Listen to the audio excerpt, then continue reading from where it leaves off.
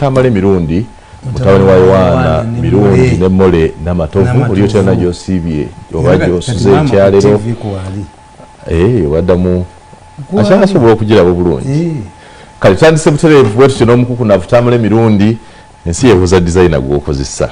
Yes, you see, when you get a job, an important job, you must get 3 people. The person who manages your wardrobe. Chovolaba, the Omukuba daughter of a president, a designer. It's not a mistake.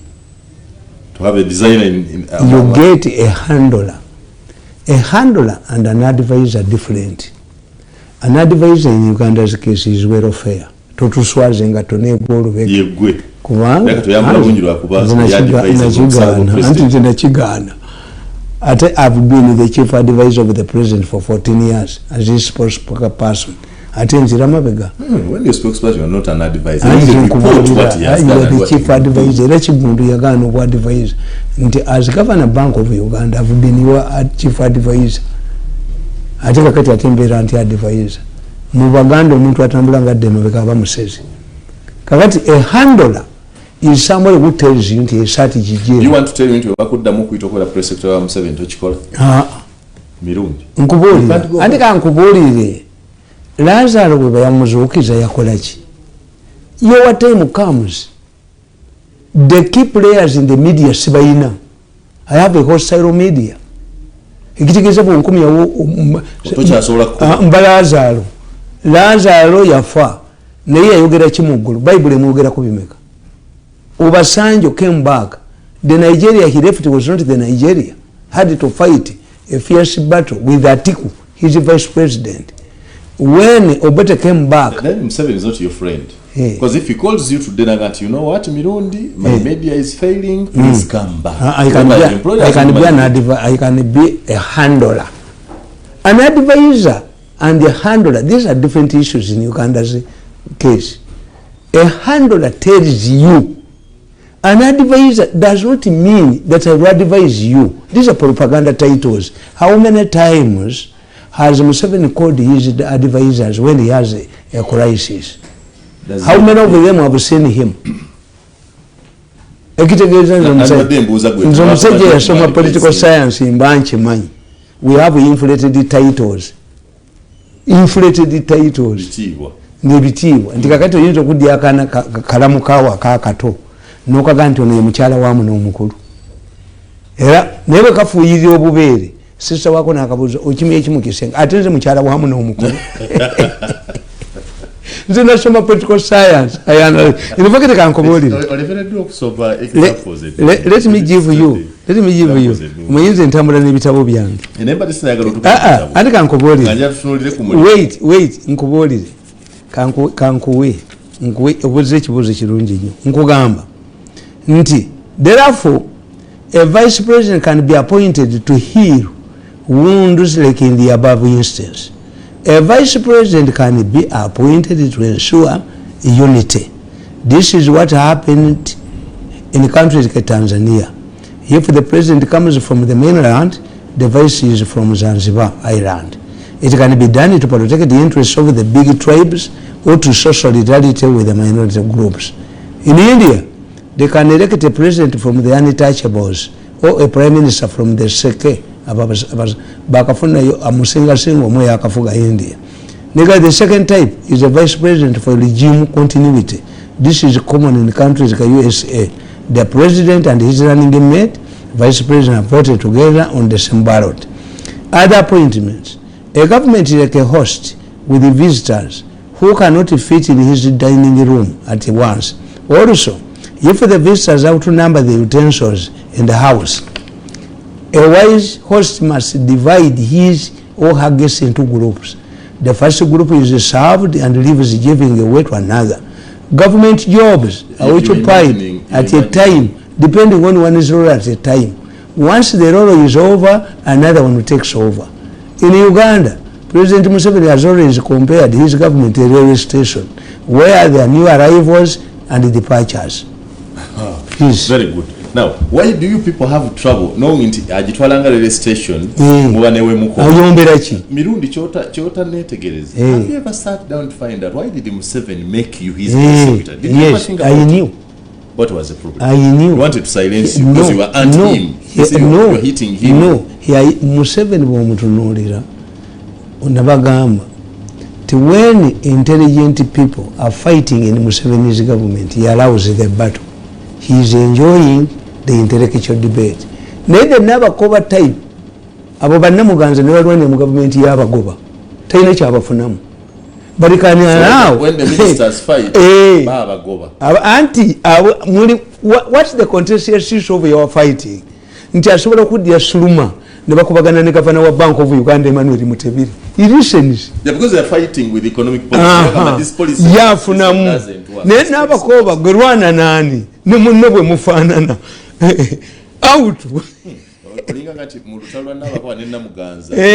tafunamu omutafunamu anti abagobamu oba bakyusa naye Museveni takyusa minisita nga balwanira nga isu adde izekemi nze yinza okudda ewange mu nyumba nenekweka oba ebweru nempulya bato y'abaana omusajja omu yali tamanyi nti omwana si wuwe. He had 2 daughters. Kakati agenda okubeera mu nyumba nga tebamanyi nti mwali. The 2 daughters started fighting each other. Why do you drive my daddy's car? Why don't you go to your father's and drive yours? The man didn't know. The man is an indisciplined child. Anti nedda yali amugamba gwe taata si yakuzaala. And the man called them. Why do you think that lwaki ogamba ono nti agende? Daddy, don't you know? Ono mwana wa gundi. Ng'omwana ate yayo. Hey. I enjoy. I hide. There was a time when I didn't equate. I was opposed. Kumutani wange omukuwasa. Omu. And I apologized to my daughter-in-law. Nemuga, now that you were part of us, she had mukulwanyisa. Isimi was been fighting you. I didn't like you. But now you have defeated me. Where do you stretch yourself? I express as a parent. Nachireta. Did your parents celebrate you as a wife? Mbandi wange nekwe ngamba ndi bweru. Nimba ulianga baga nti ncha bagenda kwanjula. Nomanya nti your wedding. I'm a spy. Twasoma public, twasoma personnel management. Personnel management you must even know nickname yo. Ti abana bo bakuyitani. Abakozi bakuyitani. Personnel management bakugeyanga tubulira ne bakyusa ebigambo so personnel management you must be like a spy. Boogera kwani mu language ene ya bulijjo tukita slang. At one time nagenda okugula kamunye omusajja ne mulyanga agamba munne tokkiriza omugagga okuva mu ssanda saagula. I went to find out from Muyai okuva mu ssanda kitegeeza ki tokkiriza omugagga okuva mu ssanda. Essanda is a slang meaning nti gwe ekimotoka kifu zakuwamu zonna zirye. So I didn't buy the car. I had to go back to find out phrase netegeeza ki okuva mu ssanda abakebezi kitegeeza ekimotoka kifu zonna zakuwa. Kakati oyinza okuyingira edduuka ng'olina byoyagalamu omunaagamba munne nti oyo mukebezi. Omukebezi mini zitabula aze kukebera utakutawanya mukebezi oyo mukebezi mbega pembega tumumanyi kasaba suspecting omuntu bakuga nti etonya egenda okutonya erimu n'obubwatuka ng'omanya waliwo owayiso anti nkuge tukiyita slanga. You must understand. Genda obabuuze genda obuuze ku American Embassy obawa they have abasomesa Oluganda. Oyina okutegeera silanga gye boogereramu nti oyo mukebezi tagenda gula oyo mukebezi tagenda gula wokalira kati ewaffe mu district zewaffe Rakayani kasowulya Namwanje ye Namwandu si wango yafunye Kinnamwanje kitegeeza basigala baana bato. Why should they have the stigma of being a widow? No ye Namwanje oyo yafunye Kinnamwanje eki kitegeeza alina Kinnamwanje bala ali luddawa omukazi mubuuze bakubuuza balo yalagawa nti ali bweru mu mimwanyi mu Kabuli oba ali ku kyeyo. You must understand ali bweru luddawa. Omanyi oyo omukazi gwoliko bawa ali bweru nga oli yeetambulira bweru kitegeeza nti ali luddawa mu Kabuli takyasula mu nju. So nze mbeewuunya an intelligence officer silanga oyina ogitegeera. You must understand the language of the spoken in a particular area. Ti omuganda akuga nti ewali omulema tewafunyirwa ngalo nti ŋŋamba ono aweta ngalo anti ono gwe ŋŋamba ono. Kakati bw'oba boogera ku President Museveni ogenda okulanda bamuyita buno kasola bakutteko nti ono ng'omanye bagamba ye bakwatira anti birevu. Nzizaayo ku kye nakubuuziza. Yes. Did you know why I did. Chose you to be for 14 years? Every decision must be purposeful. Every appointment is purposeful. Nkikunyonyedde kikolemya okutegeera nenkuga nti appoints other appointments. A government nkuga nti is like a host oyina ogivaamu nenkugamba other point welfare. So were you appointed for welfare purposes? One can be appointed in order to help meet her welfare needs. That I understand. There are many senior citizens who find themselves in horrible situations, having contributed a lot to the country. Such a people can be given political jobs to ensure their welfare and comfortable retirement. You are giving reason. Toga ntandaba. Toga ne Museveni ntandaba. Takuwanga ko mulabe. Welfare nga totigwa olubege. Ne nkugamba. Number 2. Close monitoring. There are people are appointed in a position of government where they can be closely monitored by the government. Where do you belong? Political tag. An appointment can be intended to give you a political tag or to expose you that you actually belong to a particular party. True. Number 4. Talent nurturing. Political appointments are made sometimes to effectively utilize and nurture special talents. The beneficiaries get a chance to advance a special ability and at the same time assist the appointment authority to a help bayinza okujjayo bakusomesa. You wanted to bring many political appointments have of course been made for the earlier reasons have enumerated above concerning the vice president. Where do you belong? Nina capacity, nina communication facilities. Museveni wanted a communicator. Era kyovola bantu bali ku experiment nabagamba nti when you are working for a president you must observe 4 principles. 1. Never attend or engage in any meeting, conference or gathering that adversely discussing adversely yes against your principle. Yakujja mu bannayuganda obukaddaana n'akuleeta omukolere gwe buli lwolaba wonna nga bamuteesaako future ye negatively bawaabire gandi report them kati gwakyalwana ne mulimu nga waguvaako naye okyalwana weerabidde omulimu gwaggwa. Nenkugamba ekyokubiri, never engage in any battle with members of the first family. Why? You not win the battle. Why? They meet the president informally, you meet the president formally. Yes, sinkana mutabani we. Ereru tojja kulwana na muhozi. You are officers, but musisinkana ki.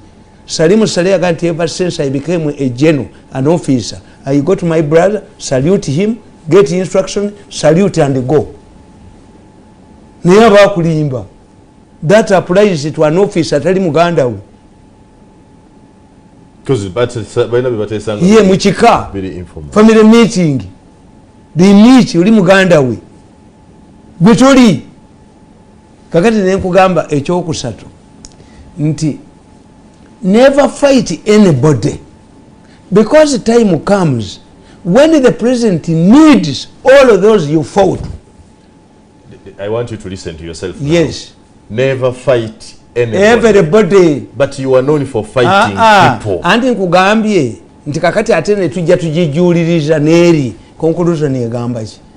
When you are traveling in a canoe, riding in a canoe with the stubborn son or daughter of the owner of the canoe, and he starts wrecking the canoe, throw him into the water and go and explain to the boss. Yes. Tamale, don't contradict yourself. Never fight anybody. Because you never know when you need those people. Eri assumption esooka assumes nti omulabe tava mu first family. Family members must, every system of family or institution must fight for self-preservation. You have refused to live your own life. Never fight members of the first family, but you are on record. The first statement applies, assumes that an enemy cannot emerge from the first family. If he does, yes. Then the principle dies. Miringo lwaki bamugoba mu ekereziya Archbishop Miringo was wrecking the boat. The big story. When you are traveling, run it from today. When you are riding in a canoe with a stubborn boy or daughter of the owner of the canoe, and start wrecking the canoe, threatening your lives, throw him into the water and go and explain. The President Amboza abokuba baji. Why are you attacking? You are attacking. And he used to ask me, why are you attacking this man? Yes, Your Excellency, ABCD, watch awuko. I will handle him. Embwe sukira. So otani. Embwe goba nabako, embwe goba abagenyi. Embwe gochikamba, watch. Don't wait. A person who defends the president cannot wait to be pushed like a wheelbarrow. Run faster. Yes, let him restrain you. One time he asked it. Mpulira bamvuma ku radio ne babange bakola ki ho ekera ne nteka mu girafes ba we'll be right back with your Tamale Mirundi. Karibulirwa kuna sawa 3 paka 5 ku Baba TV mutawani wa Baba Media Group ne Joseph Tamale Mirundi big story ensonga abatulwanyisa bategeere we gave them the first choice. Why do you mind they did not understand our value. Let somebody, if you saw something on Kasasiro, you have to surrender it to Karoli. Why do you fight Karoli? It picked what you rejected. Yes. If you use a toilet paper and you flush the water, do you expect to retrieve the toilet paper? I don't want to get into that conversation. Why do people nobody can control my head? You can go to court. If you see when you are UCC, I don't mind. To be in quarter, the chief of UCC, as who? As a broadcaster, you go to a relevant minister. No, the fact you get here, obeying in the UCC, UCC.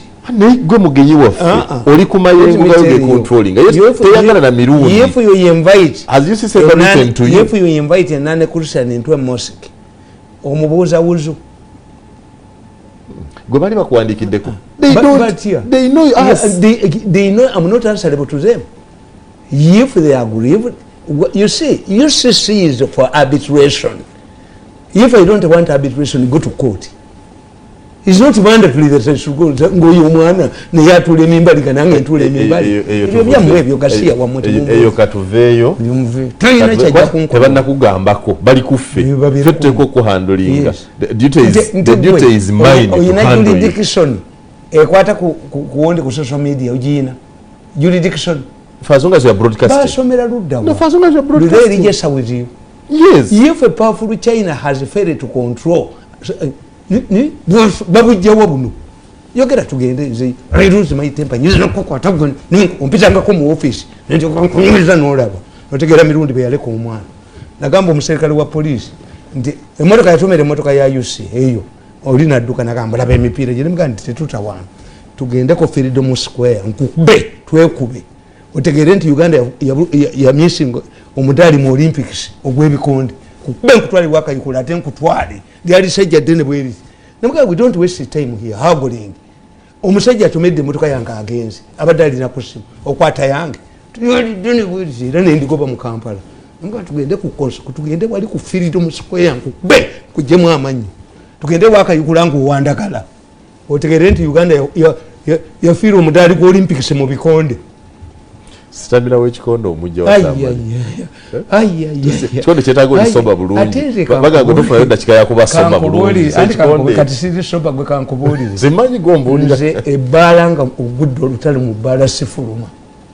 nze nsembayo mala kubala mirambo nze sifuluma nga sinnabala mirambo mubbalanga mwendi gwe lutakule mu bbalanga mwendi nze nsembayo nga maze okubala emirambo katugende Kenya William Samoei Ruto president wa Kenya mu kalulu akalimu amatankane aga nti akaluluba akwatiddwamu in fact we am writing about Kenyan politics because I've written much about Kenyan politics nze politicating ebintu byange the things you would learn from the Kenyan politics is one. Tell me to soma. We respect them. Bakamaliriza mu byabusa. What do we learn? One. We have a politician, we have a statesman, we have a liberator and a second liberator. We have a role assigned to you by the population. Unless you sit down and analyze what role does the society want you to do, nzinyiza okwesimba ku bwaka bwa parliament nenfuna zero. Not because these people don't want me, but they see me as a reformer. You don't have the patience to be like I'd be the best parliamentarian.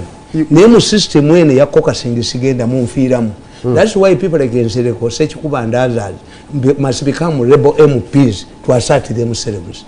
In any political party, even a single political party, a single system, the backbenchers must be allowed to express their feelings. When it comes to a budgetary speech, every member must be allocated 20 minutes. This is why Chesimira, bamwongeranga mweddakiika kabiri olw'okunanaagira. Naye when you have caucusing, nti balonzeeyo basatu be bagenda okwogera, it has an impact. But if you bw'oba oliwo NRM ngamanya nti ye system newasinira mu system you must abide by the rules. It kills. That's why the opposition people shine. When you look at the Hansard in the future, abana baffe bazzukulu baffe bajja tubuuza bano parliament yakolanga etya. When you bring a motion, all of the people criticize it, but because when it comes to abalambazi, then they pass the bill. So you must understand, society ekwagala ngani? Society eyagala Raila Odinga, not as a leader. As what? The public? Yes. Ye Shikuku. Joseph Martin Shikuku. Shikuku bamwitanga the wananchi ambudizimani. So bamwagala bwagazi. You want me to be to what? Fight golwana chi. Who can invite now Luchamus to a function? Yerolo jimamu Luchamus at one time yayambanga nyo NRM. Ngabali nda Luchamus na commenting ku kintu. Nibampategere ekyo kifudde. Tewali we NRM agenda kikkiriza. So you must understand which role that the society want you to play. And once you understand the role of the society kyekwagaza, which is not easy, nti totegeera society ekwagaza ki. Oyagala kungamba nti bannakenya tebagala nkola Raila Odinga kubeera president waabwe. But they have been voting for him. Anti nkubuli tawangula. Support, you see, support nti olaba home ground. Crowds in the political science don't mean anything. They are psychological. Tunuli abe NRM. NRM is very unique in mobilization. NRM tena nyimba. naye somba alagidde basomba atuwe Besigye akalulu haja alagidde mwina ali mbayina enyemba mwino tuyina obululu mwina emondo tuyina obululu mwina emondo tuyina obululu sloganizing enali mutemanyi sloganizing era kwe kuwuzika kakati crowd anti kyemulowooza yes nti where do you find a political party that organizes public rallies in a tent when the intention of a public rally is to instill fear crowd but when you get sensible people like me crowds are very converted into voters. The moment you fail to convert large crowds into omukazi alina olubuto aba yagenda okuzaala abalongo mumubeeramu omwana omu ngaali overweight lwaki babapima ku minzaani. Two, Raila ogatta bwoti obanga azimba ekintu ate n'omenya anti nemenya ki. So you believe NRM wins election genuinely? Do you NRM wins? Do you believe that? Yes. Tamale? Yes. NRM wins. Yes. Nakuga nti lwaki NRM ewininga. Museveni yaleeta enkola emba n'agikuulamu amanyi. I'm doing more work than the opposition. How do you convince a person nti gundi kubanga abantu ba Uganda bamanyi nti semwogerere yafuna emirembe nga opposition leader? Could UPC have allowed Bobo Wine to construct a permanent building? This is the perception of an opposition Ugandans have. Nti tebalima kambugu enkoko ya kabaka ikanga tesalena abadipinga tebayinza era waliwo omusajja omusoga yayiiya oluyimba owaddipi talifuga n'obutongole talibulya okera olutwa bwe yawamba obote bamusaza musumeni omusoga yaluyimba dipi negenda mu parliament okuluwakanya ne baka kati this is the perception of the population when they see mpuuga awerekeddwako emizinga opposition leader, then you are not an opposition leader. When the Barokole came, do you see Barokole in the cassocks? Barokole bambale gando.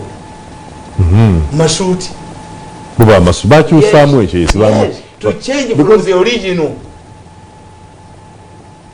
Yes. You don't want to look because the cassock omala kusoma. The difference between a married woman and a prostitute is what? One is confined. Yes, but one is confined. As a prostitute, you have no good about a child prostitute. Because I know Musajja. Ekitegeeza Museveni yabaleetera enkola eya universality n'abaleetera enkola erya as we speak today numbers ali mu America. Tugende ku Raila ogambe bantu baagala Raila abantu bamunyumira bunyumirwa nga comedian, political comedian, reforms era abakoledde reforms. He would end there. He's a reformist. He's a reformist. He's a Zazi reform. You see politics like a woman. When you beautify your woman, you mugulire engoye nyingi nga bwe toyambala omusindikira balala. She goes to another group. When you buy your wife, two gomeses, buy 10 suits. Musigale mubireka somukazi amara kuganti. Wabadde wano yewe wange. Ngolabika bwotyo bwotyo. Sanga mukubo, jakunsanga mukubo. Atule no. Nze natudde mbakyala bannange. He doesn't want to associate with you. Kakati, this man is credited for reforms. Raila Odinga to reform many. Kenya to make reforms. That one he has political, electoral. Yes, beyond now. Why? Not because he wanted, but because he has been fighting for power. Ngayagala nnyo obwa president. Buli babadde bamuwangula ng'afuna kye yeekwasa n'akijjawo. Nagenda mu kooti. N'awunzika era nga bw'awunzika tebamuwa. This is why. Ne bakozesa kyalwanyisizza okutereeza. Ekiyamba abalala. Nti Raila Odinga in the process because he has been for a long time has ended up destroying every person in his government, has been playing with everybody bamusoka bamudavadi bani bonna yakola nabo. Tigoyinza okuba omusajja ne weeyita nti oli mugezi naye nga kuduuka tosasula. It comes a time nga bonna bakubanja nga tokyalina gyojja kintu. Politics, I tell my friends in NRM, politics is based on alliances. Alliances is based on mutual respect and trust.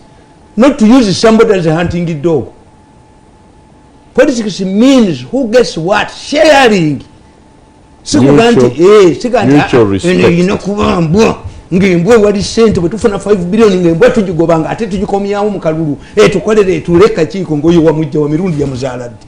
This is not alliances. Eyo tutuseyo tutya. Anti nkubuulira this man has been using the people and dumping them.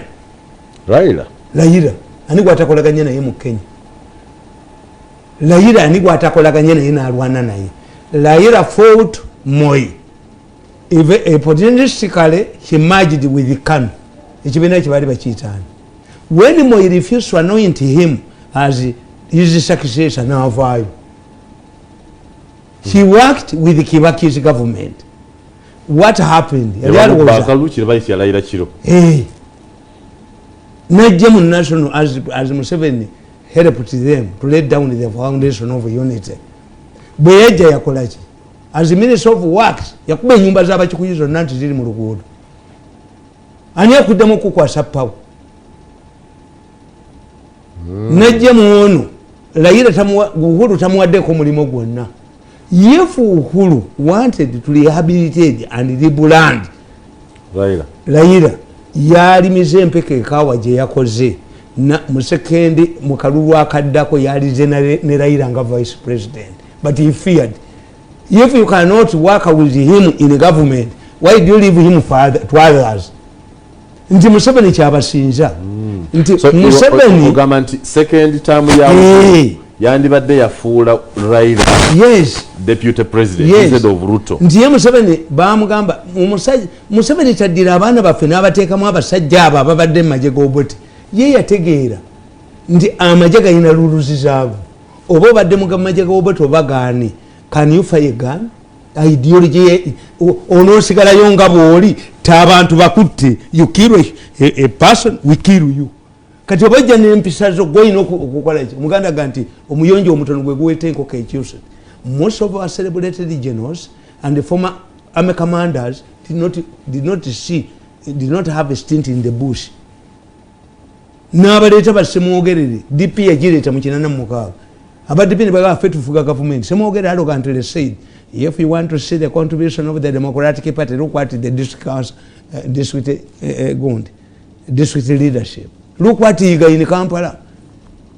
Naye this man. So you want to say Raila waganti bamubye. Never commissioner bakudde okulona ne baganti ebintu babigase mu matankane. They are stupid. Why? These people are stupid. The commissioners. The commissioners are stupid and they are creating a trouble for Raila Odinga. Let me ask you. I normally pose questions. Akatabo kange kano okalaba nakakuleetedde. Why Ugandans are gullible? Guidelines were logical debate. Nkakuwala. Abantu mwigo ku reasoning ligi. Akatabo ke bampadde kaganti why Ugandans are gullible. Ku katabo ka Ugandans are gullible atenda ko mutwe gwa byandala. Anti byandala bamuga nti yabbi. Kuliko byandala, kuliko kadaga, kulikana. Tikadaga yakala kusuula Museveni. Ate no muteka mu ministry ga East Africa. Okay.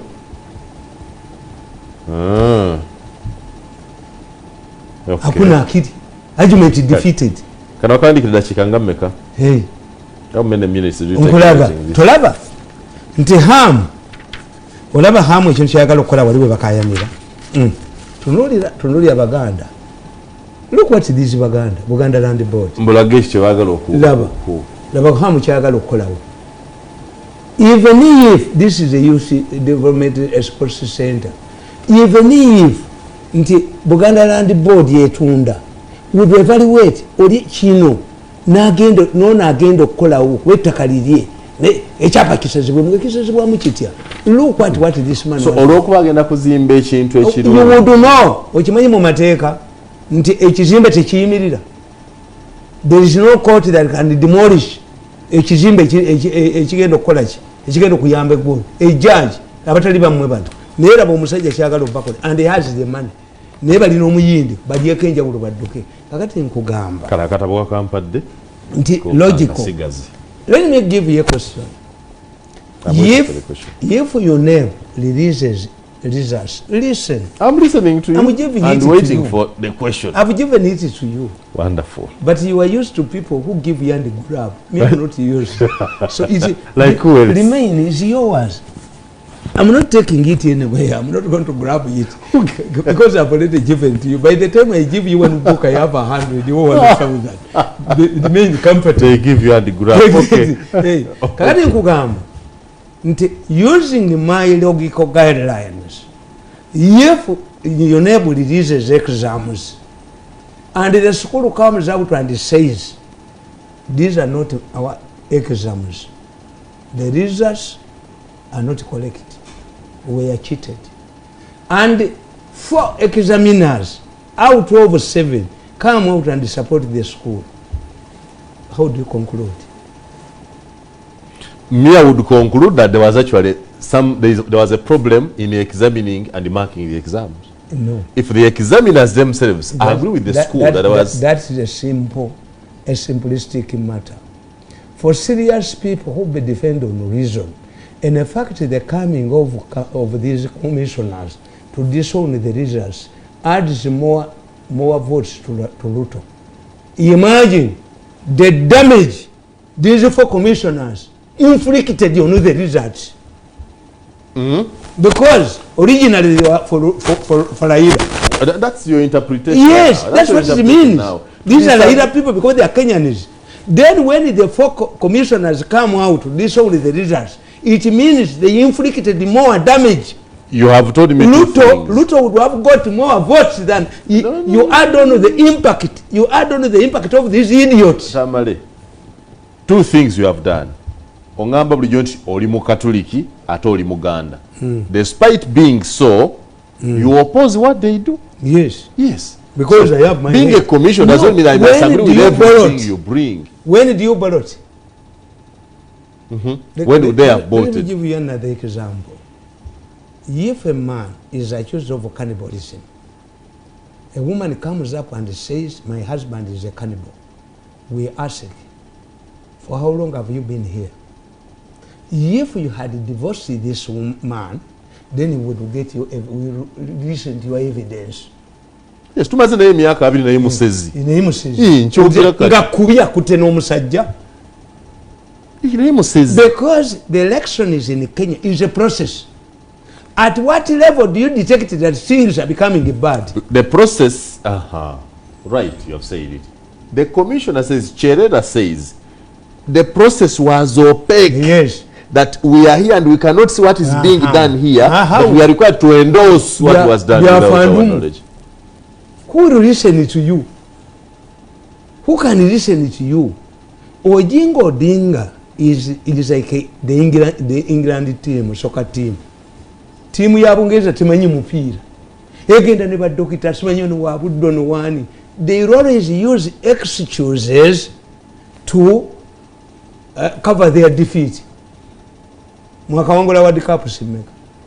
How come that Raila every time he contests he cheated? Okay, now that elections are over, let us set up ourselves. Yes. No, it doesn't matter because success has many fathers, but failure is an orphan.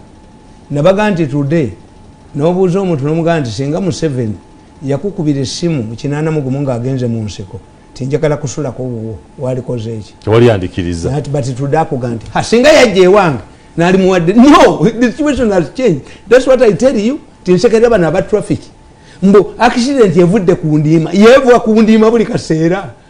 Nobody can be a witness at an accident. An accident is not stage managed. Ekirigenze tewali amanyi.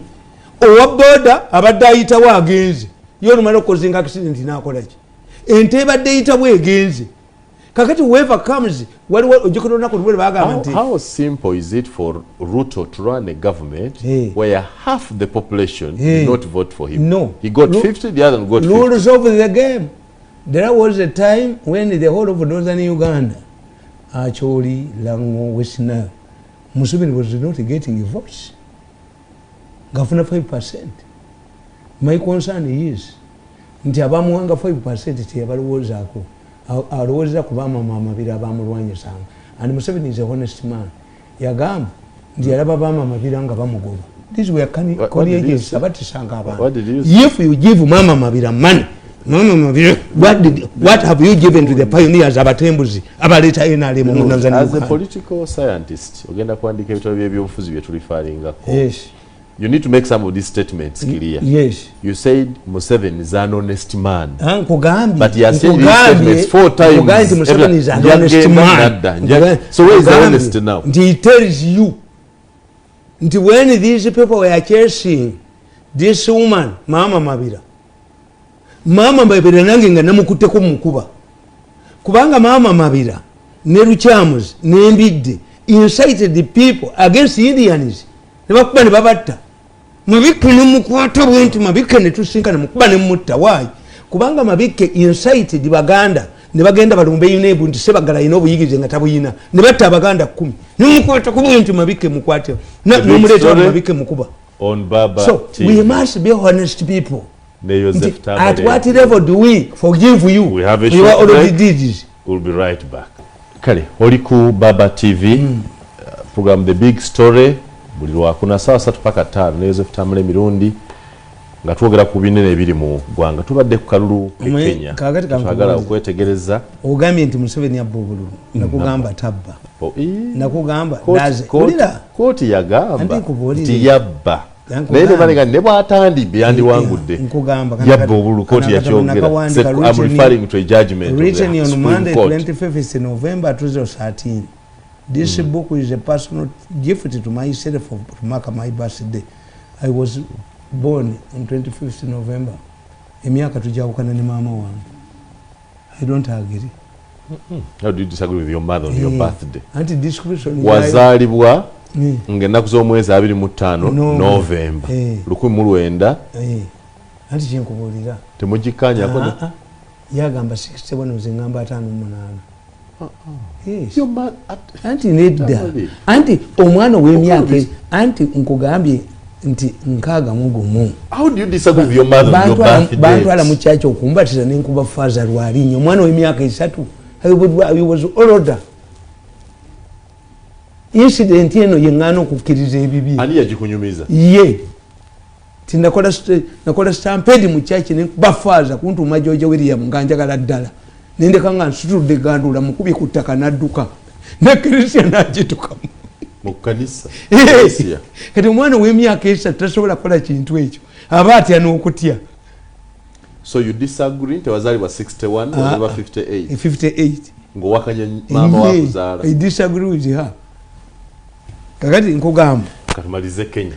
Does the NRM rig elections? Yes. To understand the difference between rigging, political maneuvering, and tricks, we have to examine the two. Rigging. You are addressing rigging. Yes. Rigging can only be done in an election process. For instance, in the case of parliamentary elections, the constituencies can be gerrymandered.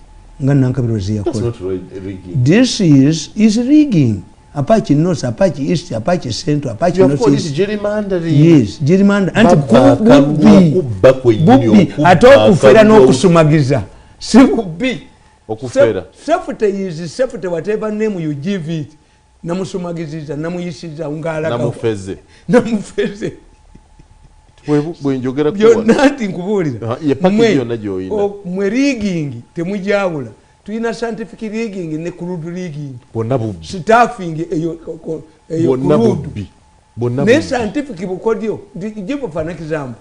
Mu Rwanda rallies zikuba mu bisaawo. RPF epangisa ebisaawo byonna. Kati enkungano ndoze kuba ku mutwe gwo. Si rigging. That's trickery. Yes. Era bw'osoma katabo kange nkugamba. Nti in Masaka, for example, Bukoto, that was represented by 1 MP in 1980 Parliament. The area is now represented by 5 MPs. The difference is that the criteria for creating constituencies are clear and known until Nankabiro came in. Every 50,000 people must have a constituency. This cut across the areas in Uganda, which means it's different from the 1980 situation, which was done as a rigging strategy. So kyowakanya kiki? Rigging nga ekintu kiri across the board. That is rigging. give nti onywedde enjaga bakiyita bati doping mu sports wanywedde enjaga. This is rigging scientifically or the other way. Era obo eri nedda so kyowakanya nti NRM tebba kalulu basinza bukodyo nti nkugambye nti omusajja yabajjamu aji politics wa Uganda alinga mukazi Museveni katoddeyo Kenya nti mwe Museveni yabajjamu aji ey'okwagala power. Why should the chairman, the district chairperson from the opposition want a change? Bali muwadde kati bwanika yali badde minister mu government ya DP naye ati mu government yene yabajega afuna obwa chairman governor ebisanja bisa Lukwago abavuma nabe bajagalirako naye ng'emmotoka gyajjiddemu yani yaabwe si ya government anti kubulidde could this happen ku mulembe gwa UPC nga balonde ba councillors minister yabalonda ekitegeeza Lukwago teyaliitse mulembe gwa UPC. Museveni brings an innovation nakulamu embwa amanyu. Let me tell you, if you can marry your sister. It's good you said you don't advise the president, because my worry is if you were really an advisor of the president and that was the advice you're giving. Do you believe singa osobola okuwasa sister wo wali mukkiriza omusajja omulala ne bw'olaba reesi y'embuzi eba eyinako egoba. What is the highest trophy? What's the urge of the opposition to get power? If what they would get, they have got more than what they would get. That is to summarize the whole opposition struggle in monetary terms. We don't oppose government for money. Some people oppose for positions, others want powers, others want prestige. Ekintu kyonna, people operate like snakes. You step on a snake, it turns back and bites you. When you want, so better you kill it. If you don't have your enemy, you don't give your enemy an escape route, we'll fight for death. Bano chibakola yensobi jibakola.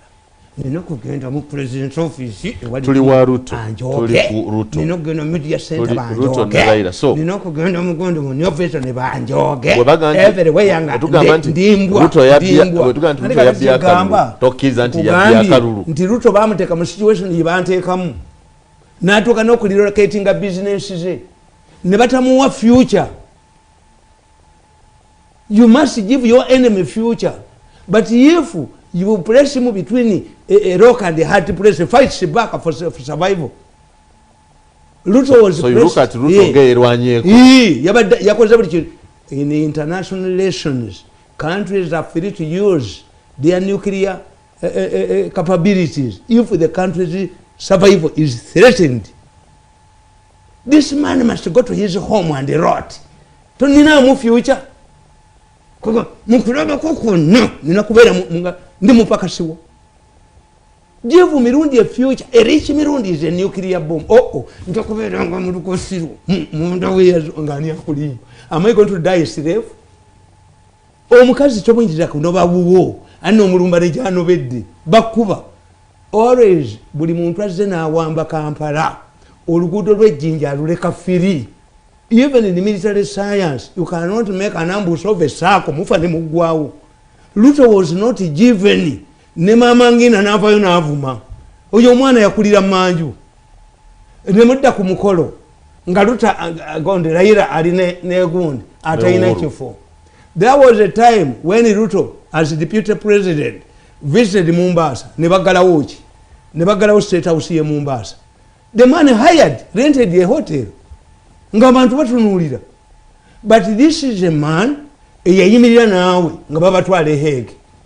They traversed Kenya for what they called prayer rallies. Ng'oli naye. Naye nga ni ababonyabonya, who was their tormentor? Raila Odinga. How can you change? Peasants don't change. Yes. So do you want to say Kenyans remembered that in voting for Ruto? Yes. It explains why the Kekuyos refused to vote. First of all, they were having a non-Kikuyu in the rest for the first time. They needed civic education. Ate baba ino alternative nti economy yafu n'otukolachi. Economy yafu. Ogere tukola. Obagwani we control you at them. We control you. We have the strings we pull. Okay. Yes. So the Kikuyus they don't protect Chembagamba to cheat the socialization in politics. So would you blame Raila for you his must understand own the mafia gang that is controlling this economy because we are in state capture. So Raila chichatakoze chiyandikoze okuwangula. What did he do? One point abantu bamuagala. They allocated a role for him and he's not the first one. Waliwo kyokola ennyo abantu ne bakutya. This is why Mukwano Besigye went to Kenya thinking for two reasons. One, a victory for Raila would also energize him. How? Ntiragu Zambia amaze yakisimbawo myaka emeka. Wade Senegal yatandika okwesema mu 71 alidde mu 90s. Nshikedi alwanye ne Mubutu emyaka emeka. Bwe yafudde mutani we yalidde. Kakati people can have a different view about you. Abantu batya Besigye obukambwe. Obukambwe bwa Besigye bwayitirira. Waliwo yakwata akabokisi n'akasanga tebannalonda. Batya bamutya. Kakati when it comes to old age, bwolemera ku bantu omukazi bw'omulemerako ennyo oyinza omusanga nga baya munyiiziza naga nekyembadde nekumira nakyo kyayenze. So mbuulira kubombi omukambo yaluwa eyasamba akabokisi n'akasa oba yatta abantu eruweru kubonna yasinga obukambo. Anti it was a war. So Museveni tomulaba.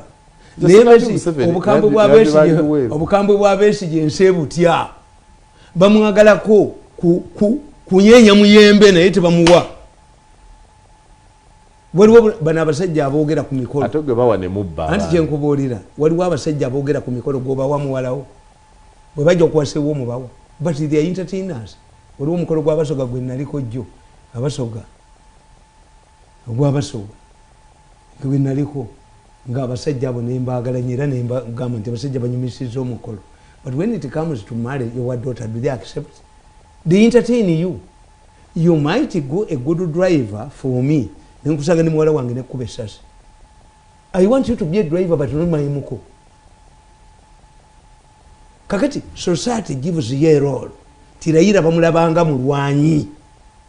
Era ekyo akikoledde Kenya as I said earlier. So baagala. So omulwanyi agabana ddi? When do you... we bakwagalira. Nze nwanenga mulwanyi abalala balya. Abanyankole bamuyitani kaswerera. Yajja n'agamba yayogera ku mikolo gye bagenda okuwasa.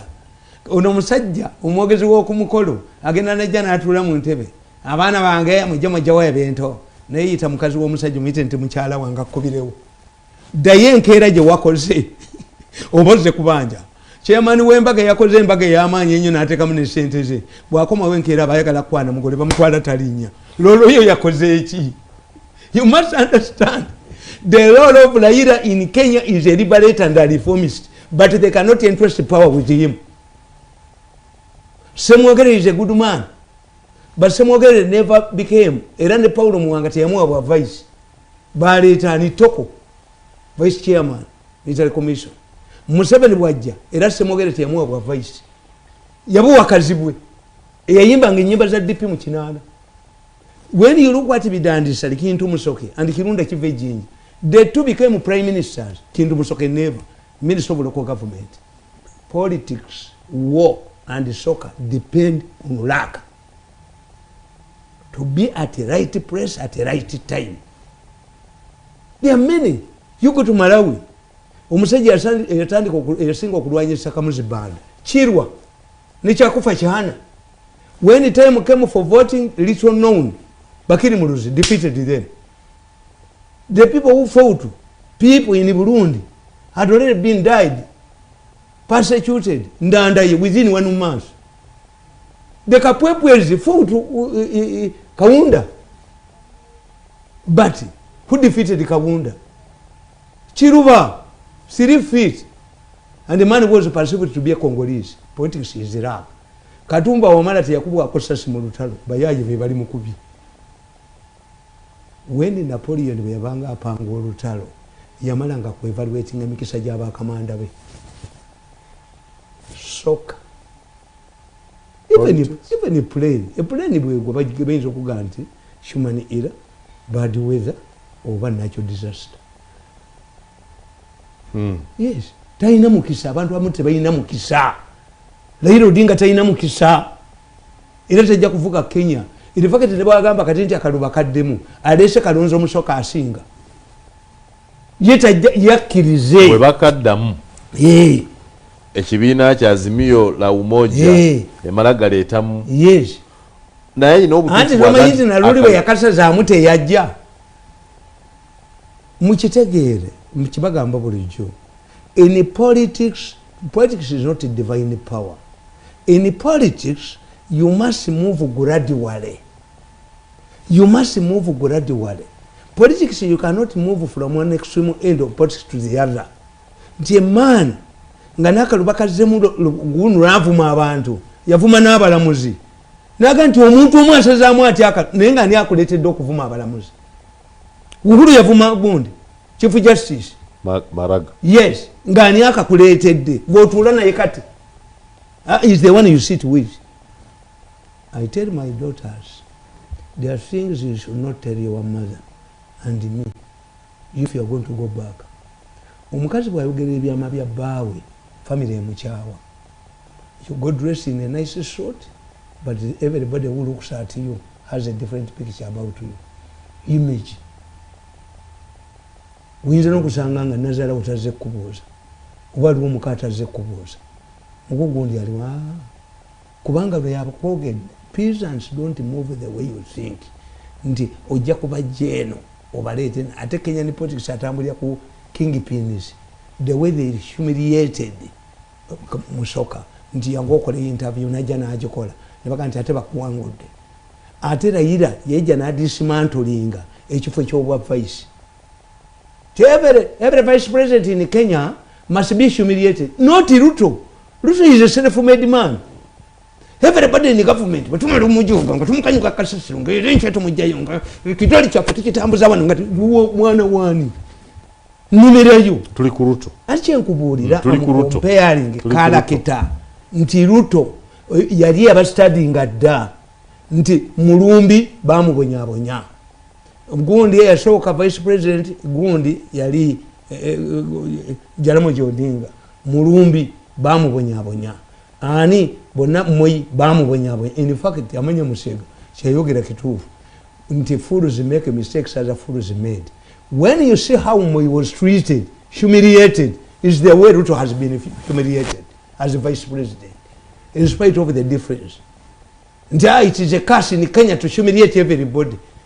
Bumwankuba mawulire nabusayi mukubyemu mwategedde tibwemukuba mu public ejabba ba nabalema nanti empisa zo neza nabusayi zanja nabusayi avumani kino kyasepinga kino avumani kikuvumya empisa zo olumba wangamba lasi olaba mukaje olaba ngamba ni mukyali mu tremas political tremas abanyampi baavaamu kati bakifuwa ne bakinuusa bakyagobana tulina gwogo bati bakyali banyampi those who can take a responsibility for what they have not done. What younger you failed to read the environment you are working therefore, me I don't regulate at all. The public has passed a verdict about me, and that's why I'm here. Actually, how did you stay long with Mr. Museveni, given your character? Yes. Raud the character. He knew me. He knew high the character. temper. Museveni does not land on people. He started me. He did not. Museveni does not. Museveni is not a gambler or a fambola. Museveni uses Yakutulia what? He knows when to use you and when to humiliate you. To drop to you. Yes, he knows. Once your order is over, no, you Madisi Yabina Mawit. Not don't come and be in Kubako. Nenkwata ko kamune nkano okubanga abantu nembono bino bibakola mu uses you are wasting the time. Sinza kuyingiza kabuligwe tukubempa kama nakunyanko kuyingiza kabulika walagwe. Because you are talking about my welfare. Nizo kuyingiza kabuli. Mu 4 days. Welfare you ekolebwako. You were presidential advisor, you get a salary. You don't come to TV to earn money. You simply venture. To simplify for you. Nti Raila Odinga is not marketable for presidents. Raila Odinga does not have luck. Raila Odinga, Uhuru Kenyatta overestimated himself.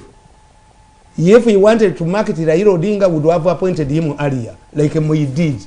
Moi appointed Uhuru Kenyatta Minister of Local Government before he became Vice Chairman of Kano. To work with you, he would have worked with Raila and see whether the two.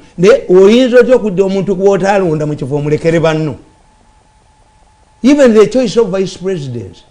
This woman, oyo, mumazo okutte ekifo kya vice, tekiriyo. Bali bagala n'okumujja ko bagadi. They came together ne bakyanda mayininga kyonna. Ekitegeeza vice president wa Kenya talina mugaso. Alinga wa Uganda. Is an exaggerated aid of the president. Kati mukisi ekitegeeza you could not protect the Kikuyu interests by a vice president who was not a vice president for continuity. A vice president continuity means nti ono bwafuna atwala. In another vice president is not a vice president for continuity. No. Because if the president is incapacitated, then the movement convenes and they select a person who can carry the rubengo, the challenges. The vice president of Uganda will continue. The same, in spite of his early achievement, to change the vice president into a vice president for continuity, Raila attacked the same achievement he had made. He created it. Yes. He helped to create it. Yes. And then because Raila has been a reformist. You are protecting a vice president. They might fool a vice president for continuity. They might ballot. Never I got I think the process. They might ban in Uganda akugamba. Until in pursuance of a result, you ban the whole house. Separate. Echo from Chireke. Neka kati yarita yinza onokaluwa. Women don't vote their fellow women. The only marketing strategy for Karua was the next in line. But Musoka also was claiming it. So although this is the vice president, but I'm next in line. What type of people? To a peasant, when you are sending a message to peasants, clarity matters. Clarity. Who is next in line? When Kenyans witness an early, when Musoka was fighting with Raila Odinga over supremacy. Because by the time Raila agreed to join the Chibachi's government, Musoka with the vice president or no prime minister, we are two principled. Ngona principle yo sijimanyi zamu the vice president. Kenyans who had witness a confusion earlier. Would you plant them? Three. When you look at the Kenyan politics, yajamu veriti. Writing books, authoring books, so everybody has written a book. Everybody has written a book. Why? Because the two candidates, their hands were tied. This man Ruto failed to do what? To vote. Yayagala asigazechi facilities as a deputy president. Atambuli werunga hazina na alemeramu. Why did Raila fear to attend the presidential debate? He could not defend corruption in the government. But Ruto had an escape route. He has been doing it. I do not have political power. But Ugandans could not believe that the super minister couldn't have political power.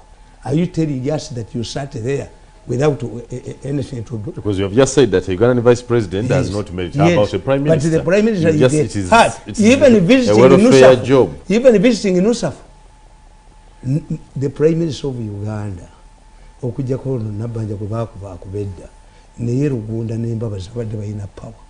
Kubanga power comes with yasinza power status. Ono yasinza power. Va ku muntu agaba ne sente mu katali. Ono yasinza power. Asinogamba mukazi wo. Asirisiza buli omu. Bakasotegera nti mukazi wo wamputu. Abe wamwe ne bajja tumugamba kufumba chai. Gamba ndi bane kamba fumbire chai tuli gender sensitive. Kubajja kulemera wagaito ina mikono. Kati nabanja kwagobyaliwa. Nabanja nganoneke ya mulemerawo. Sebo ndike na ina sibiki singina lemero nganzi nchireka ngantema kasitone kanemerako kubulangiti nganchi kusulira unga ngende wa kati obuzibu bwo oba ne goyagala tulaba byala. So you want to compare ne comparing ambabazi Rugunda ne Nabanja. Yes. Olaba nga bali be bayina power. Yes. Nabanja yasinzo kwa anti ledda asigukulula Lugunda yabo bamubogolera kebyo Nabanja I'm the prime minister Nabanja nagende Gombe ne basikala wonga batudde abasawo tebaliyo yeru abo ba Lugunda bali diplomatic nti Lugunda yategeeranga nti oyo simusobola bananyini yaba mukolese bwe basinika amanyo nziruka naga wae kangene nfumbe kya ate Nabanja tayina gwatya alumba bonna atajja wani bijja mugwako ajja wani ogenze Gombe basirise bati bakutunulidde bwe bati ogenze mu bulangisiza aba refugees bakulese tolinya oneke nalemerawo tazogera ko luma bamuleta talinya bamuleta kakaba basinika amanyo bwe bati nadduka ya muvubi wabwe mwayagala muvubi avubye bulungi abo toberega mu bajja yamanyo bwega nibasinika enzimu bwe bati bananyini nsi notema nodduka kakati abo toberega mu the big story neyo examine Mirundi katumalirize Kenya edawa from where do we see Kenya? No, and let me tell you, you cannot force Kenyans twice. It will be going. I don't expect the Kenyan Supreme Court to decide to cut them. When you see you get the no you get what if Ruto Uganda has won? Ye nabana basatu balivudde because babateekamu and this muchigire the oath of secrecy. 2, they create a situation. Are they going to be witnesses or are going to be commissioners? Are you commissioners or you are now going to be witnesses? It will be court to decide. Court can have them in their commissioner role. That's why help clarify. Abantu bange nga bagamba tugende wa Ruto kuba fe managing ebintu bye wano atwe millions of dollars tugende tumugambe. Let me tell you, in Ruto you are going to create a more dangerous person than President Kagame. The moment you don't study sovereignty, sovereignty, the person who knows the sovereignty is I also agree that many Ugandans think Ruto is theirs. They want to own him. The person I've seen who knows the sovereignty is my elder brother. Who? You know him? I know you. Yes. He looked after me from senior 1, even P7, until S11. But when we have a serious problem in the family, he comes. I think I must water. When he talks to you, I take it. I'm talking to a gentleman, and I am Makag. America, gentleman referring to this man, USA gives money to Israel, much more money than any country. Do they control their foreign policy? No. Abaduga for sovereignty abalema. If we want to black a mail, the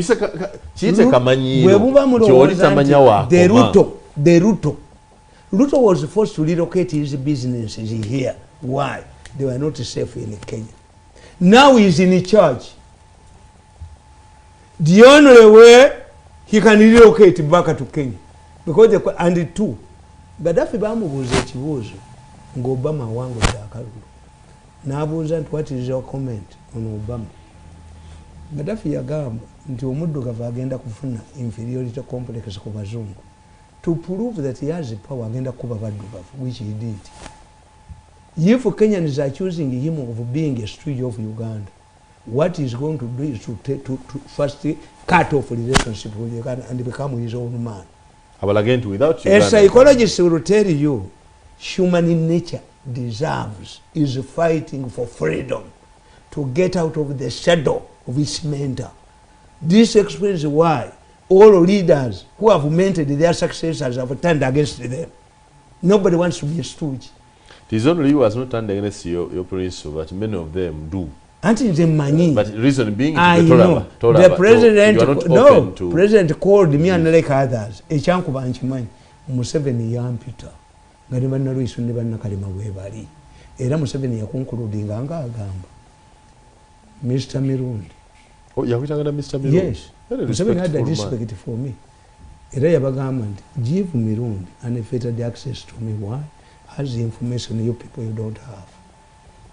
oh ne bazimba unfettered access abatasoma ne bazimba awe yakubira abatasoma batya buli kintu kyonna abatasoma. If you have abatasoma mu institutions nga State House, you create trouble. An educated man tatya, I can transform my labor. This is the difference between us. In trade union, we ensure that you are educated to be able to transfer your labor. Naye omuntu yenna kasita ategeera nti kino bwe kivaawo, that's why bagenda mu malogo. Abatasoma bagenda nnyo mu malogo. Kakati the president told me, after listening to the fake tape, and I reasoned with them, was I preaching in the church? Where is the moderator? Nimusibi nagati muri moderator. It's not true. No yimirira. Nagandi mu Baganda mumanyi obukolwa. Obukolwa mbuyita mutya mu Buganda. Nimuganda tubuyita bukolwa oba butululumi. Naye omanyi nti bwezi nga kubasatu omunene bugulya ti kati obukolwa bukulidde okitawo. The big story. So therefore kakati siza mulwanyisa. Unlike other people abatamanya kyabakuba. Nze namanyi obukolwa bwakuba. Two bali balwanira organic case ebakubye bamazeewo two presidential ambitions ziweddewo. And for me nibo banagenda mu UCC obawa the motion is clear. Offload me, compensate me, give me my money. Kale Mirundi yesibye nnyo ku nsonga egamba nti abasiru oba abagwagwa baddingana ekintu kyekimu naye nga balooza nti bajja kufunamu amanya musega beyagamba the fools make repeat mistakes other fools made in the past. Nze nkugamba nti politics history does not new players. When you analyze how the Kikuyos humiliated the Moi is the way Uhuru humiliated his deputy. But this has been changed. One of the innovations of Laida was to make the vice president not droppable. Mujamwembi. And Uhuru had things to learn from. Nti Joyce Banda ne wamutalika bale magana. Joyce Banda nafuka ne president. He messed up herself natunda nenyenyi oba president. Ate nano nakameme Botswana. Ne bamuwana abazungu. Simanya akoze iki. Nga the population terrified for a woman. Era bwoba under vice president mukitegeera, there is no woman who brings a more beautiful house girl in the family. Omukazi omugezi yenna kasooka nti ekyo ekiwala kikyafu sijja kunywa butunda bwakyo kyalemezaawo. But there is nobody who can make a vice president who can overshadow. In fact, Kenya has been saved. Kubanga Uhuru abadde yeyambisa given the history and the conduct of Gonde Kaluwa. Kaluwa yagata kaka gatunaka kubalira mutwe nga alwani ya Kibaki. Yali yayisika babatwale Hague. Nemujja mu Ministry of Constitutional Affairs and Justice. Yesimbawo nabuganya Kibagundi. I think kyetutategedde what I want you to understand. Uhuru yabadde ayagala kuleetawo to treat a historical kakati matter. That one also is bad. Nti Uhuru wanted building bridges. Yes. But bridges take a time. Because you have 5 presidents. Yes. Nga abaluwo tebafuganga ko buli murundi bawolekera how do the Nigerians make it? Aba Nigeria, when a president comes from the north, the vice president from the south. Era when Goodluck wanted to alter the situation, Obasanjo yamuvaawo. Yawaga yali agiringa kino kyekyanga. Nebagamba nedda mugenda mwembi. Kyovala baali bamuganya okwogera nti yalagiwa yafudde. So would you think that Kenya can amend? You get a man like Chebukati who wants to make a name. How can you have a hanger man? You cannot ring two. When you are appointing somebody, you must have some strings. You get a clean man like Chebukati. Swing is not going to. You think Chebukati is clean? Yes. Atebiriwa. Nayono wa mu chairman wa electoral commission.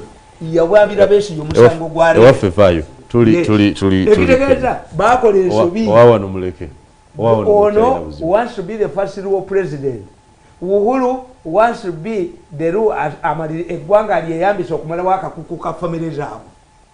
He overestimated himself. He marketed somewhere which was marketable. His cause was he knew that Mukarwaka Gwaira Yayamu wangu did never move back. He wanted to do some justice. Museveni has done it for the last 6 years. Building bridges. Wasome kitabo kyakugamba. Bali babatidde ne katega ya munoza ni Uganda mu 70s. Nga inayo sera. Munoza ni Uganda. bamukwatira ku lusozi erigoni abasajja bami ne bamubuuza okola kiwano nti amu student of geography ng'agenze ugundi gye baali bamutidde mu Bagiso ebusoga yayinayo omusajja bamwitaani nkoko eno ekabaali yayina yaani amini yabatta ku firing squad so you can see Museveni's network n'akugamba nti okera olyemu baby yali ababisittingani mugozi bali okero olutwa yali friend wa Museveni nga Museveni yamuwako sente ziyayo chamanda. He was never treated by Obote well because instead of coming to Kampala to help Ito Joko to suppress the rebellion, he fled to Tanzania and Obote never forgave him. Ekitegeza building bridges gwera bolwe jinja. You are building bridges under which abantu bakitegera building bridges. Yes, so that for once the historical imbalance between the Chikuyu, the Kalenjin, and the Luo is treated. Now, Anti kakati echo. For the next how many years? His decision was good. Waliwo omulala bamuyitaani. Another Kikuyu, a police Luo bamuyitaani. Is a man, era ye secretary wa Jubilee. That is a gentleman. Atali Mushoka. Mushoka Mukamba. Nayo ne bamuyitaani. Is a gentleman, a real gentleman, atali olengo, atali obundi, Obulu Odinga. Mudavadi? Mudavadi Muruya. Neither is a Jaru. You must say Jari Paul. Yasomera nnyo e Kenya. Nze ndowooza nti Uhuru maybe ayinza okuba yakola ensonga nga yakikoleeta by force, yakireeta bubi. Nti all of the politic Luos are assassinated except him. They assassinated Tom Mboya. They assassinated Onomulala Goba Kasemba Yokuta Ouko. Why did they leave Odinga? Bategero yokanga bana. Tasana kutta tali wase kutta uyumulikaza nyekatemba. That alone would tell him why do they assassinate police Luos and you are not assassinated. Kitegeeza bali bamubaladda nti oyo mumuleke waza nyekatemba we. But you know, if you have experts in foreign affairs mu Uganda, mwali badde mwatandise dde okuwa bannayuganda tukita security alert. Ugandans would avoid Kenya, especially Kisumu, because the Luos are blaming you for this. True. The sentiments that uprooted the rail line one time to block our things, commodities. Businessmen would be advised to relocate to Dar es Salaam. But Museveni, because of the East African community, ne spirit na chebyo tabyogera. Government ya Uganda is sacrificing abantu bayo to protect the friendship. It's happening in South Sudan. Yes, anyway, bajaba kubira yo Uganda ni Naye, how are you going to avoid Kenya? Nga nejjeno omulambe yali badde alwalira embuya alwalira Kenya. Ebimu ku binene bibadde ng'eddwaliro lyammwe mwalibba alla ababonereza nnyo basajja mmwe alla abakubye ebbalayi mu byenyi nze njagala buli agenda ebweru bamuttireyo muzimbe wano. Do you see Chinese going to America for treatment? Do you see the Russians going to America for treatment? Because you have that privilege of going for treatment kyemuva mwonoona amalwaliro ne mutazimba lyerubowa.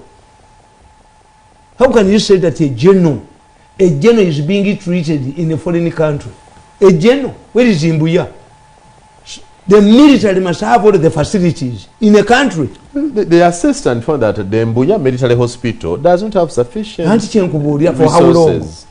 It will be nga bakola standby force namwe mujja nga general mwali Kenya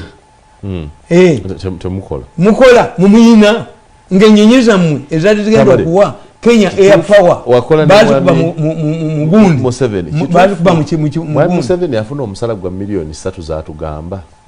Is a fix. Era vice president bakyogera wano. Second, a vice president must be an MOP. Why is the sentence after? You see, let me explain to you. You are bringing the gund Uganda Airlines. One, there are 4 issues I must understand as an independent thinker. As this Uganda Airlines being in the news in the recent times? Yes. Yes, why? Bagoba yaba kozi ne bakola ki? So there is a disgruntled group around? Bagoba board. 2, waliwo jeno gwe bakagobayo. You know these people, the way they fight, they have a tit for tat. Did this salary disparity or the money you were complaining about, has it come from an auditor's report? Was he stealing? Because we have disparities in no, salaries. They are not stealing, yes. But people believe that they are getting so much so for much an enterprise that is making losses worth 160 billion. It doesn't matter. Let me tell you. You have Rwanda Air, Ethiopian Airways, Kenya Airways. How much money do their executive earn? If you compared? Yes. You are exaggerating the money in the Uganda currency. What about in the dollars? How much is this? I'm not sentimental.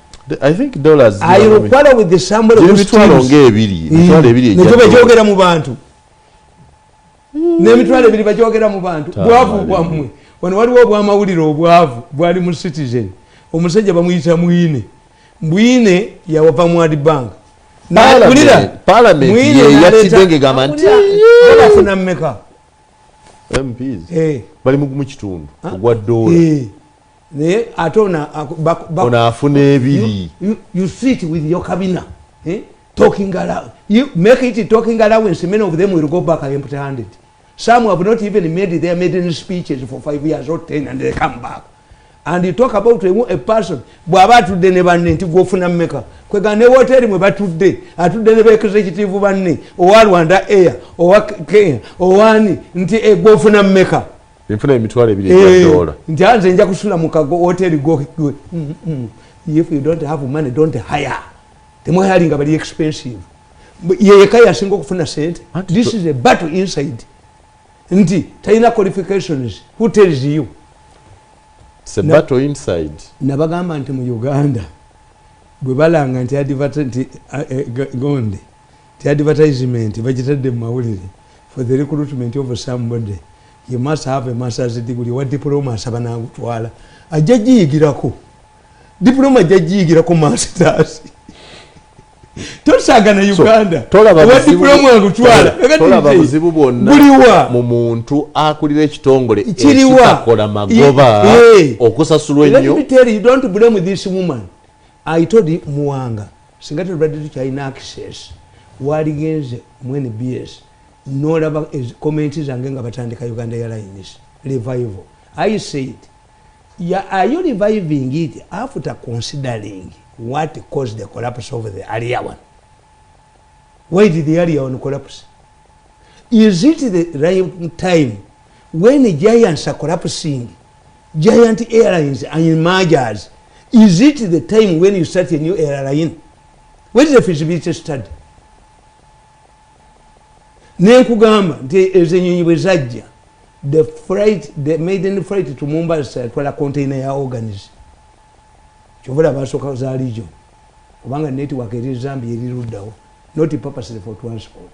Nenkwa nti enyonyi eyemu egendamu abantu 67 ne bweberamu abasatu oba abana esowani bagula 67 from a former minister was sacked and was not sacked for this. I had no hotel. Me know what is happening in all these things. Because when they come to me. So, njagala kutegeera. Kakati yankubulira ekirala. Let me tell you. Bannange ekintu nga kizibu.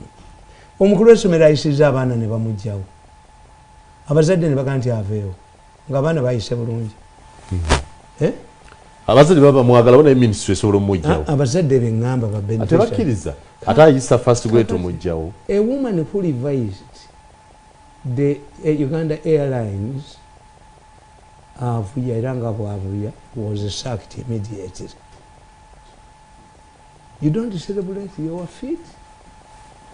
After reviving the Uganda Airlines, you were sacked? Avuya kati avuyirawo. Mumanyi bamitangani, musoga bamitangani. Avuya. Yavuya. Mwayamanyi ago mazibu. Yajiriba gundi. Musoga. Monica Azuba. Azuba the minister. Azuba.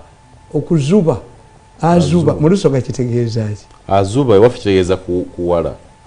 azuba era yo olwamala okuzuba ne bagoba embwa ali mpiki.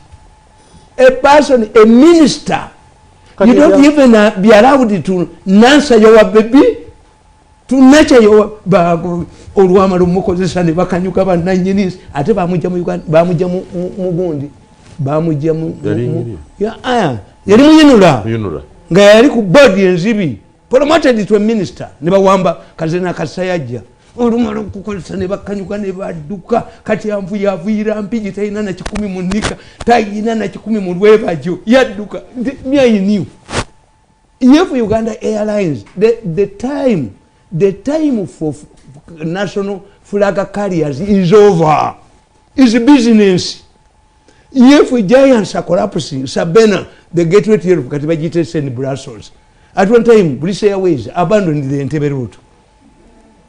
At a fair bit of room, let me tell you, Goni Muanamoto. Or Chimaku Mudembe Bobert. Yadiakuri Uganda Airlines, Wamitanga Latigo. Enyi Yamureka, Uganda Airlines.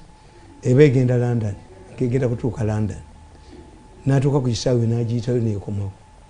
At that time, enyonyi zayiwanga amafuta yagayiwa mu Lake Victoria. Latigo called a plane which was almost arriving in Britain to come back to take him as managing director. Gendo obuuzeyo omuvubuka yali wa Kampala East eyali secretary wa Uganda Airlines board of directors akubuli ekyasula Uganda Airlines. The routes were sold by somebody, were stolen by somebody, routes za Uganda Airlines yazibaguza luvannyuma nga batulimba routes baziguza Saudi Air. Me have written I have startling evidence kwebyo ebintu byamu. So olowooza nti azuba kyali kisaana aweebwa obudde. Yes. Okuwumba. If the intention was to make to revive. Yes. Nebajja ne bakola statistics ebyobusiru. Omanyi Rwanda Air ereeta abalambuli bw'oleetaani. Every civil servant must enter. Is that to coerce people? Are we saying now that Uganda, the time you're reviving Uganda Airlines, tayari into anti nkubuulira omukazi ono simunenya. If you told me that the woman is stealing money that is not entitled to her, then I should do this. No, it's not stealing. Yes. It's what the board has to do. Bajogera mu bantu mbadde nkubulya nga nkugamba nti obusiru bw'abamawulire mayibe obeera omwavu n'obwongo bwo buba mwavu. Abamawulire ba citizen oyo omusajja mwene yava mu World Bank najja ne kapa ye n'akwata benzi n'ekima kapa ye Entebbe baakuba omutwe mu mawulire ne mu ngabo ti amawano gagudde omunene asindise benzi Entebbe ekime kapa ye alowooza eno kapa eziri emmese epet mu Amerika agisuulewa ezire ne hospital era bwe bagamba mbona omukazi yani era musoga muno yani ono ali mu president office yaleta emmese musenero bagamba nti emmese egula sente mmeka yeye emmese emmese they have the image of emmese y'omukyalo. The big story. Nabagamba nti abaana abakola biology, abakola sciences, basala emmese n'ebikere.